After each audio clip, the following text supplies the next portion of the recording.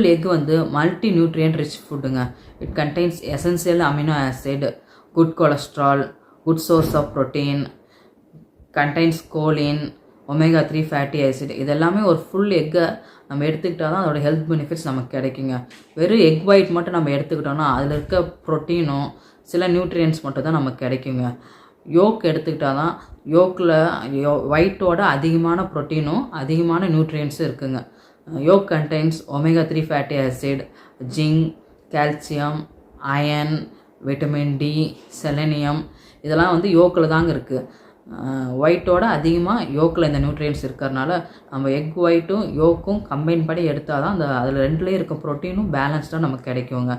அப்போது வந்து cholesterol level அதிகமாக இருக்கவங்களும், ஹார்ட் டிசீஸ், கார்டியோவாஸ்குலர் டிசீஸ், இவங்களாம் மட்டும்தான் யோக்கை அவாய்ட் பண்ணிவிட்டு ஒயிட் எடுக்கணும். ஒரு ஹெல்த்தி இண்டிவிஜுவல் வந்து ஒயிட்டும் யோக்கும் கம்பைன் பண்ணி எடுத்தால் தாங்க அதில் இருக்க நியூட்ரியன் பெனிஃபிட்ஸ் அவங்களுக்கு கிடைக்கும். இல்லைன்னா இந்த நியூட்ரியன்ஸ்லாம் அவங்க மிஸ் பண்ணிடுவாங்க.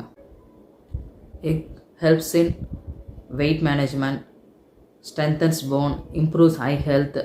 ஸ்பெசிஃபிக்காக க்ரோவிங் சில்ட்ரனுக்கும் ப்ரெக்னென்ட் உமனுக்கும் எக்கோட ஹெல்த் பெனிஃபிட்ஸ் ரொம்ப இம்பார்ட்டன்ட்ங்க. ஒரு க்ரோவிங் ஸ்டேஜில் இருக்க கிட்டு, young children, adolescent girls and boys, pregnant women, இவங்களுக்குலாம் வந்து எக்கோட நியூட்ரியன்ஸ் ரொம்ப இம்பார்ட்டண்ட்டுங்க. சப்போஸ் அவங்க ஒயிட்டை மட்டும் எடுத்துகிட்டு யோக் அவாய்ட் பண்ணாங்கன்னா யோக்கில் இருக்க இம்பார்ட்டன்ட் நியூட்ரியன்ஸை அவங்க மிஸ் பண்ணுவாங்க.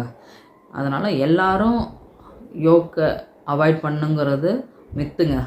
ஒரு நார்மல் ஹெல்த்தி இண்டிவிஜுவல் வந்து தாராளமாக ஒயிட்டும் யோக்கும் கம்பைன் பண்ண ஒரு ஃபுல் எக்கை எடுத்தால் மட்டும்தாங்க அதில் இருக்க ஹெல்த் பெனிஃபிட்ஸை அவங்களுக்கு கிடைக்குங்க.